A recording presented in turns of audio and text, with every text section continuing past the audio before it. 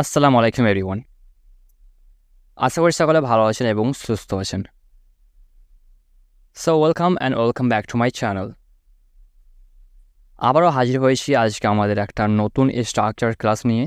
And আপনারা তো জানেন যে স্ট্রাকচারস আমরা শিখে থাকি কারণ এগুলো খুব ইম্পর্টেন্ট, এগুলো আপনাকে হেল্প করবে ইংলিশে কথা বলার ক্ষেত্রে। সো সেই কারণে আমরা স্ট্রাকচার শিখছি।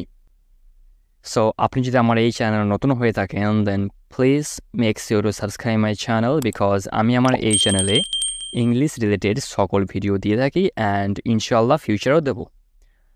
সো চলুন আজকে আমরা আমাদের চারটে ইম্পর্টেন্ট অ্যান্ড ইন্টারেস্টিং স্ট্রাকচার শিখে নিই উইদাউট ওয়েস্টিং আওয়ার টাইম।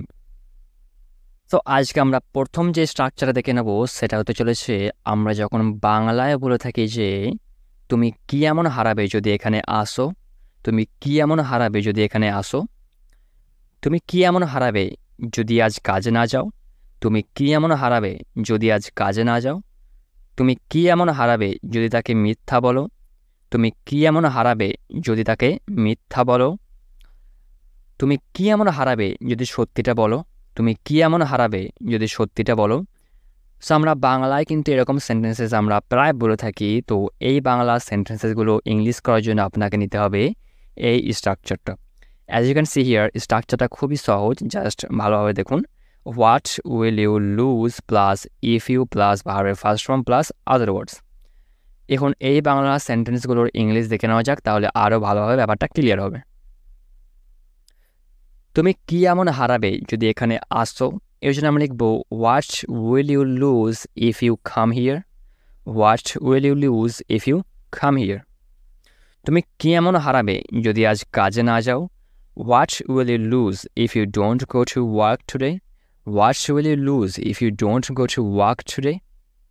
তুমি কি এমন হারাবে যদি তাকে মিথ্যা বলো, what will you lose if you lie to him, what will you lose if you lie to him. তুমি কি এমন হারাবে যদি সত্যিটা বলো, what will you lose if you tell the truth, what will you lose if you tell the truth. So এরকমভাবে আমরা Bangla সেন্টেন্সেসগুলো English করতে পারি অ্যাকচুয়ালি এই স্ট্রাকচারটা ফলো করে। সো জাস্ট এরকমভাবে আপনি করবেন, ওকে। অ্যান্ড আমরা জাস্ট চারটা করে এক্সাম্পলস নিই যাতে ভিডিওটা শর্ট হয়। সো আপনি চাইলেই কিন্তু হাজার হাজার সেন্টেন্সেস বানাতে পারেন আমাদের এই স্ট্রাকচারসগুলো ইউজ করে অ্যাকচুয়ালি।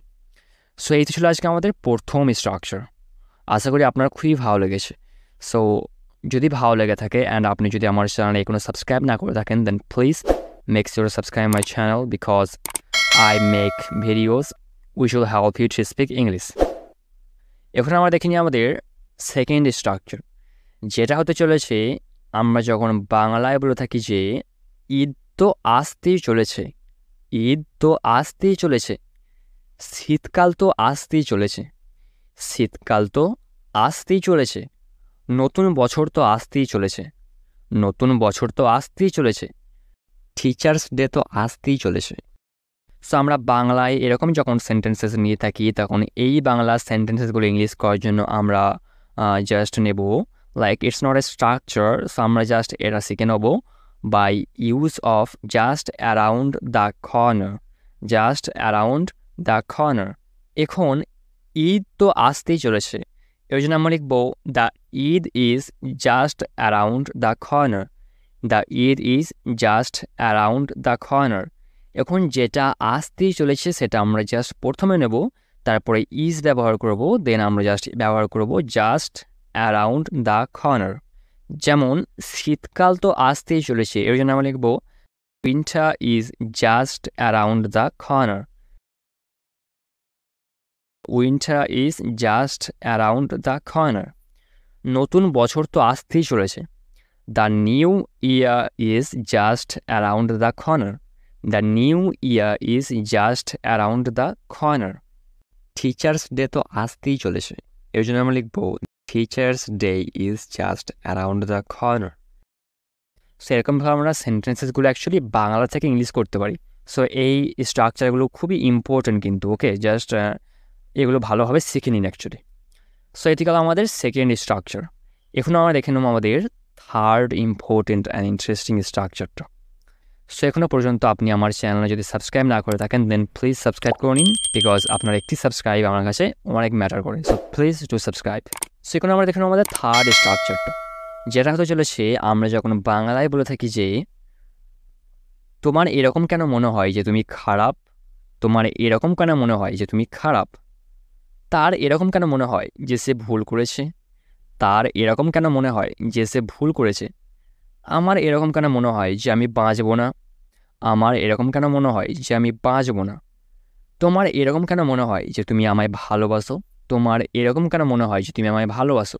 সো আমরা বাংলায় যখন এরকম সেন্টেন্সেস নিয়ে থাকি তখন এই বাংলা সেন্টেন্সেসগুলো ইংলিশ করার জন্য আমাদেরকে নিতে হবে এই স্ট্রাকচারটা, what makes you think that plus sentences. এখন এই বাংলা সেন্টেন্সগুলোর ইংলিশ দেখে নিন, তাহলে আরও ভালোভাবে বুঝতে পারবেন অ্যাকচুয়ালি। অ্যান্ড যদি বুঝতে সমস্যা হয় তাহলে কমেন্টে জানাবেন, আমি অবশ্যই আপনার ডাউট ক্লিয়ার করবো ইনশাআল্লাহ। অ্যান্ড কমেন্টে জানাবেন ক্লাসগুলো আপনার কেমন লাগছে অ্যাকচুয়ালি, কারণ that will motivate me. So please কমেন্টে জানাবেন যে কেমন লাগছে। এখন জাস্ট এই বাংলা সেন্টেন্সগুলোর ইংলিশ দেখে নিন, তাহলে আরও ভালোভাবে বুঝতে পারবেন। তোমার এরকম কেন মনে হয় যে তুমি খারাপ, what makes you think that you are bad, what makes you think that you are bad. So what makes you think that এটা আমরা বসিয়ে দিয়েছি, দেন আমরা জাস্ট যেই বাংলাটা এর পরে বলেছি, যেমন তোমার এরকম কেন মনে হয় যে, এর জন্য আমরা জাস্ট এটুকু ইংলিশ নেব, তুমি খারাপ, এর জন্য আমরা জাস্ট ইউ আর ব্যাড। তো যের পর যে বাংলাটা আমরা বলবো আসলে সেই বাংলাটার যে ইংলিশটা হবে সেটা আমরা সেন্টেন্সের জায়গায় লিখব।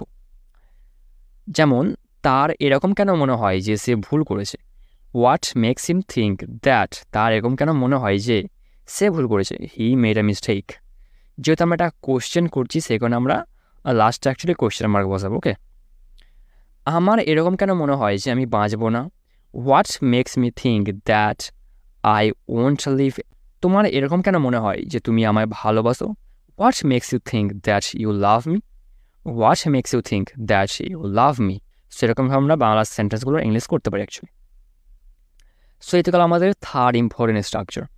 এখন আমরা দেখে নেব আমাদের ফোর্থ ইম্পর্টেন্ট স্ট্রাকচারটা, which is going to be, আমরা যখন বাংলায় বলে থাকি যে আমি কেবল এমনিই বসে আছি, আমি কেবল এমনিই বসে আছি, তারা কেবল এমনিই হাঁটছে, তারা কেবল এমনিই হাঁটছে, আমরা কেবল এমনিই কথা বলছি, আমরা কেবল এমনিই কথা বলছি, বাচ্চাটা কেবল এমনিই কান্না করছে, বাচ্চাটা কেবল এমনিই কান্না করছে। সো আমরা বাংলায় এরকম যখন সেন্টেন্সেস বলে থাকি তখন এই বাংলা সেন্টেন্সেসগুলো ইংলিশ করার জন্য আমাদেরকে নিতে হবে জাস্ট এই স্ট্রাকচারটা। অ্যাজ ইউ ক্যান সি স্ট্রাকচারটা হচ্ছে subject plus am is are plus just casually plus ভার্বের প্রথম প্লাস আদার ওয়ার্ডস। এখন এই বাংলা সেন্টেন্সেসগুলোর ইংলিশ দেখা যাক। সো আমি কেবল এমনিই বসে আছি, এই জন্য আমরা লিখবো I am just casually sitting, I am just casually sitting. তারা কেবল এমনিই হাঁটছে, they are just casually walking, they are just casually walking. এখন দে এর সঙ্গে আ কেন হলো, অ্যাকচুয়ালি ইউ উই দে এগুলোর সঙ্গে অ্যাকচুয়ালি আ হবে, অ্যান্ড সি হি ইট রাহুল এগুলোর সঙ্গে ইজ হবে, অ্যান্ড আয়ের সঙ্গে অ্যাম হবে। ওকে, সো এটা জাস্ট মনে রাখবেন। আমরা কেবল এমনিই কথা বলছি, we are just casually talking, we are just casually talking.